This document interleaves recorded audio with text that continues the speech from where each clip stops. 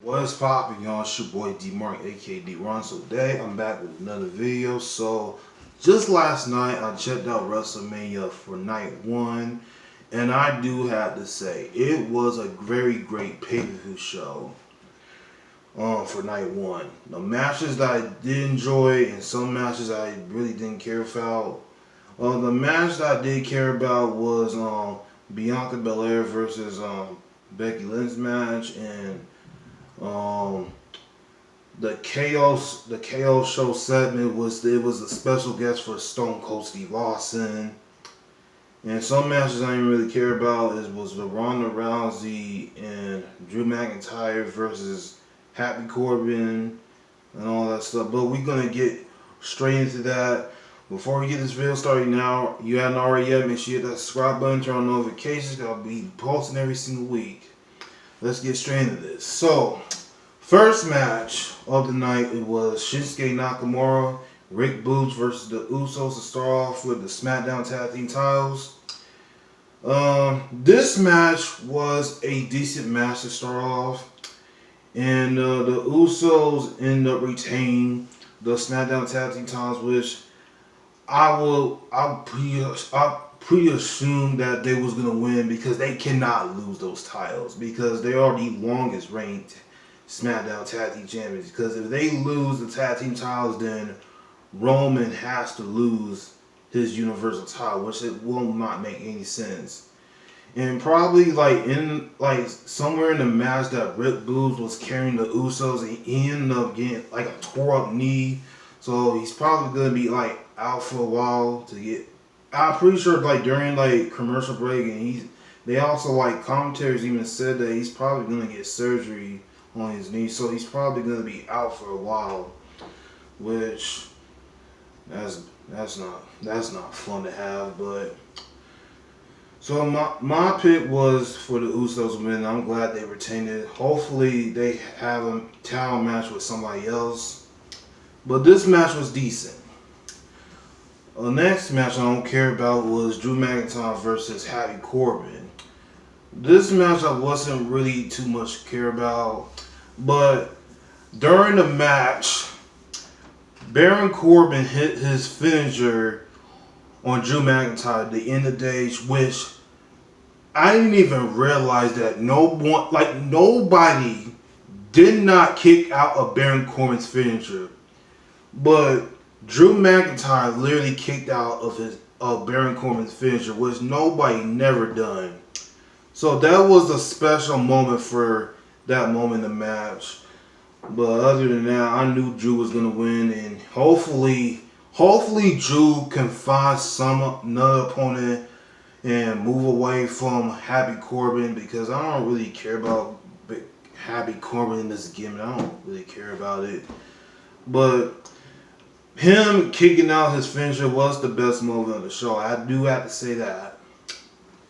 And the next match is the Mysterios versus Logan Paul and The Miz. Another match I didn't really care about. Apparently, in this match, Logan Paul did the Three Amigos from the late Eddie Guerrero, man. And he was getting nuclear heat, man. He got on the top rope, did a frog splash, and apparently, I don't know what, I wasn't kind of paying too much attention of what was going on in the match, but I know, I'm pretty sure The Miz ended up getting Rey Mysterio the skull crushing finale, and then Logan Paul and The Miz wins the match. And then afterwards, The Miz did a skull-crushing finale on Logan Paul. And I was like, thank you, Miz. Even though I still don't like you. Even though I still don't like The Miz as much. But I do got to give props for The Miz to turn it on Logan Paul. Because honestly, I do not care about Logan Paul at all. But I'm glad that The Miz turned on him, and hopefully, I don't really know where is with the Logan Paul and The Miz is gonna go, but hopefully, I'm pretty sure they probably will have another match for this. So hopefully for the next pay-per-view, WrestleMania Backlash, which I think that is the next pay-per-view. It's kind of weird that they calling it WrestleMania Backlash instead of like calling it Backlash. I mean, you can literally just call it Backlash instead of like calling it WrestleMania Backlash, because I think that's weird. So the moment right here for the Miz giving Logan called the Skull Crush finale, that was the greatest moment right there. Alright, next match is the Bianca Bel Air versus Becky Lynch. From the beginning of this match, before it started, Becky and Bianca did have the greatest entrances in WrestleMania from last night. If y'all have not checked it out, go ahead, man, and check that out, because WrestleMania was a ball last night. So this match right here, that it was like a build-up. It hasn't really been great, but it did turn out to be a great match. Obviously, that Bianca gave Becky a KOD. And then Bianca won her second women's championship at WrestleMania from last year till from last night. She has now a two-time WrestleMania winner, holding both belts from the Raw Women's and the SmackDown Women's title belts. Hopefully, yeah, I'm pretty sure they probably will have another rematch at Backlash. I'm not gonna call it WrestleMania Backlash. I'm just gonna call it Backlash. But overall, this match was good. I'm not gonna say it was that bad, but it was good. But hopefully, there probably is gonna have another rematch. Like after WrestleMania weekend. Pretty much that's what's gonna happen. So hopefully they keep going with this feud, and congrats to Bianca winning the Raw Women's Championship. I do gotta get props to that. The Hall of Fame honor, all the Hall of Famers got inducted to the Hall of Fame on this past Friday, and The Undertaker. I do gotta give a lot of respect for The Undertaker, what he has done over the past 30 years in the wrestling business. Even though The Undertaker is literally like one of the greatest wrestlers of all time. It's in Triple H, because they have put so much work and effort in WWE to make fans get up on their feet, which I actually checked out the WWE Hall of Fame ceremony when The Undertaker gave a heart-whelming speech, which I have not finished watching half of his speech from the Hall of Fame. I am gonna be finishing watching that. He did cut out some great stories of his years back. So The Undertaker, this whole Hall of Fame could have been just The Undertaker. But I respect for everything that he's done in WWE. So thank you to The Undertaker for everything that you've given us, to put your body on the line each and every week for our entertainment, man. I really do appreciate that. And for everybody that's watching at home, y'all have to gotta get respect to The Undertaker, man, because he's like one of the greatest wrestlers of all time. Alright. The next match is Ronda Rousey versus Charlotte Flair, which this match was boring. I honestly did not care about this match, and especially with the ending. So during the match, Charlotte hits a spear on the referee, and then honestly, nobody did not really care about this match. The match that was supposed to happen this year is supposed to be Ronda versus Becky, but instead they're pushing that match a year back for next year's WrestleMania, which also they were supposed to have it this year in Los Angeles, but due to the COVID situation and stuff, they're actually doing this in LA for next year to do Ronda Rousey versus Becky Lynch. But anyways, the match, honestly, this match was awful. And I didn't understand. And then Ronda Rousey helps the referee back up, and then Charlotte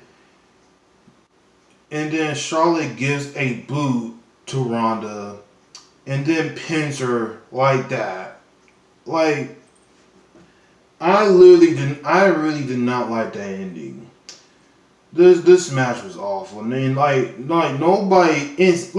one really did not care about this match at all. So honestly, they are probably just gonna have a rematch at some point of this time. But honestly, I don't want to see this again with Ronda Rousey and Charlotte. Can we get past this? Alright. Another match I was so excited for was Seth Rollins' mystery opponent, which obviously the pyro went off and the lights went out, and here comes Cody Rhodes. I was really surprised that they actually using Kingdom for his interest. Honestly, his interest was so great. It's the same thing like when he was in WWE, and hopefully this match with Cody Rhodes and Seth Rollins, it was so good, man. If you have not seen that match, go back and check this out because I enjoyed every second of it. So Cody Rhodes gives 3 crossroads on Seth Rollins, and after that, I already knew that Cody was gonna win this, and probably afterwards, I feel like they're gonna have another match. It just depends on how they're gonna do it, and hopefully, I pray and hope not that WWE does not screw up Cody Rhodes. They need to keep him like he is with his whole wrestling gear outfit the same way William was in AEW, and also his theme song Kingdom. So hopefully WWE does not do that. They better not turn down on Cody. I hope and pray they don't. So that match was so good. Anyways, another match that was supposed to happen was the New Day versus Sheamus and Rich Hollins, and apparently this match was supposed to happen last night, but I'm pretty sure like this match got taken off the card for some reason. But no one didn't even care about this match anyway. I did not care about this match anyways. And then the last match of night 1 was the KO show segment of Kevin Owens inviting Stone Cold Steve Austin. Apparently, this was the greatest night, the very end of the night that I enjoy right here. Stone Cold Steve Austin actually comes out with his shirt, the blue jorts, and the knee braces, and then he comes out with his 4-wheeler, and then Stone Cold wants a match with Kevin Owens, which that match turned into a no holds bar. And then during the match, Stone Cold and Kevin Owens was brawling out into the crowd, and Stone Cold took a huge bump when Kevin Owens hit that suplex on the concrete floor, and Stone Cold actually took that. It's amazing that Stone Cold can actually still go. Well, not really still go. He's literally coming out of retirement just for one night to face Kevin Owens. And then afterwards, they got back in the ring. Stone Cold gets 2 stunners on Kevin Owens, and then won the match like that. And then everybody is celebrating, and Brian Saxon got into the ring, and he stunned him, and he sold that stunner, bro. He just sold that, bro. That was crazy. But this was a best night to end off night 1 of WrestleMania. I enjoy the ending part of Stone Cold Steve Austin when he's throwing beer, drinking it, and everybody going crazy. And I enjoy every second of this, bro, of Stone Cold Steve Austin. And I hope tonight, WrestleMania night 2, will be better like night 1. So that is my review on WrestleMania night 1. And my favorite match was the KO show and facing Stone Cold. So I enjoyed that ending. But that is it for this video. Y'all let me know what y'all thoughts about night 1. What was y'all favorite match from night 1 from last night? Y'all let me know down in the comments what y'all think. Also, follow me all social medias down below. I'll be back with another video. Peace.